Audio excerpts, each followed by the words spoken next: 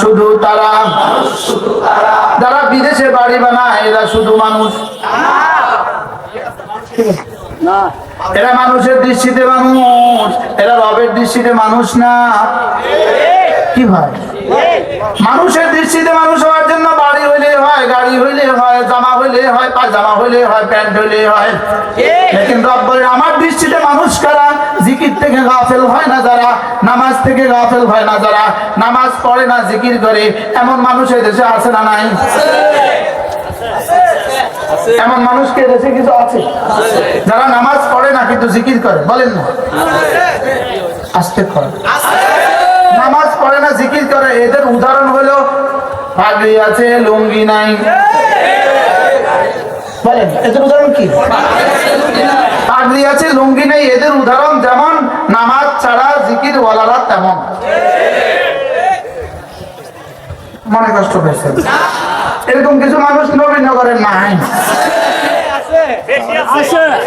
আছে না নাই? কি আছে? নামাজ নাই জিকির আছে, এরকম মানুষ আছে না নাই?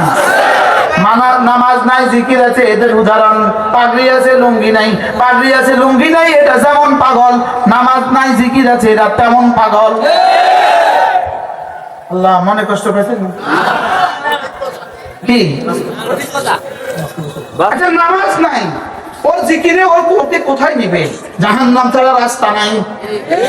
ওর নামাজ নাই, বলেন জাহান্নাম ছাড়া রাস্তা নাই, পর্দা নাই, জাহান্নাম ছাড়া কি নাই? তাহলে মানুষ কারা? জিকির করে যারা, নামাজ পড়ে যারা, যাকাত দেয় যারা, আখিরাতকে ভয় করে যারা। সুবহানাল্লাহ। আমি বললাম রব্বুল আলামিন যদি আপনার দৃষ্টিতে কেউ মানুষ হয়, যদি এই 4 গুণে গুণী হয়, আপনি তখন তাকে কি দিবেন?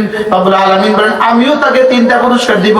1 নম্বরে লিয়াজজিয়াহুমুল্লাহু আহসানা মা আমিলু, তার জীবনের প্রতিটা আমলকে আমি কবুল করে করে 1-10 করে করে নাম্বার লাগা যা দিয়ে দিব। আমি বললাম রব্বুল আলামিন যদি 1-10 করে দেন তাহলে তো আমার পেট ভরবে না। 1-10 দিলে আমার যদি 70 বছর বয়স হয়, যদি 10 গুণ দেন তো 700 বছর হবে। যদি 70 গুণে দিয়ে দেন তাহলে 7000 বছর হবে। যদি এভাবে 7 লাখ গুণ দেন তাহলেও তো সীমিত হবে। 7 কোটি গুণ দেন তাইলেও তো সীমিত হবে। আমাকে অঙ্ক দিয়ে কোনো লাভ নাই, অঙ্ক দিয়ে আমি নিতাম না। রব বলেন লিয়াজজিয়াহুমুল্লাহু আহসানা মা আমিলু, তোমাকে আগে গনে গনে গনে গনে তোমার যাজা দিয়ে ওয়ায়াজিদাহুম মিন ফাদলিহি, এবার আমার ফজলের গোডাউন থেকে শুধু বাড়াবো, শুধু বাড়াবো, শুধু বাড়াবো, শুধু বাড়াবো, শুধু বাড়াবো। কি ভাই, এবার আমি আমার ফজলের গোডাউন থেকে শুধু বাড়াতে থাকবো। সুবহানাল্লাহ।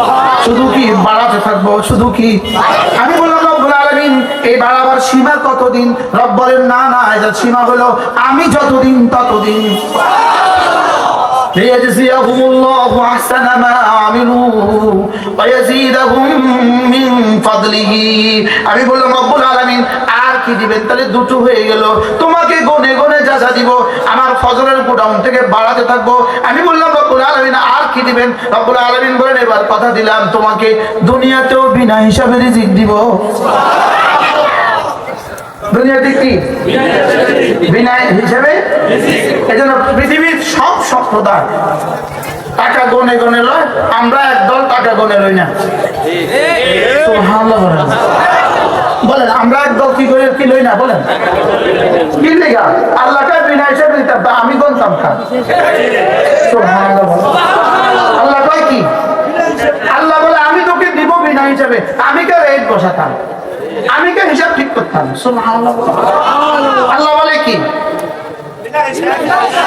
আবার বলেন আমি কেন আপনার কাছে হিসাব বসাতাম? 40,000 হিসাব আমি কেন বসাতাম? আপনারা ঠিক না বললেও ঠিক। আল্লাহ তাআলা কি বলেন? ওয়াল্লাহু ইয়ারযুকু মান ইয়াশাউ বিগাইরি হিসাব। তুমি যদি মানুষের মতো মানুষ হয়ে যাও, কথা দিলাম 1 নম্বরে তোমার জীবনের প্রতিটা আমলের আমি যা দিয়ে ছাড়বো। 2 নম্বরে আমি আমার ক্ষমতা থেকে আমার ফজলের গোডাউন থেকে শুধু বাড়াবো। 3 নম্বরে তোমাকে রিজিক দিব বিনা হিসাবে। রিজিক দিব কোন হিসাবে? তাহলে রিজিক দিবে কে? হিসাব করে না বিনা হিসাবে? আমি কেন হিসাব বসাতাম? এই জন্য বিনা হিসাবে। সুবহানাল্লাহ। আপনারা আপনাদের ইমাম সাহেবদেরকে দেন মাসে 12,000 টাকা, আপনারা দেন হিসাব করে। আর আলহামদুলিল্লাহ ইমাম সাহেব মাসের শুরু থেকে শেষ পর্যন্ত খরচ করে বিনা হিসাবে।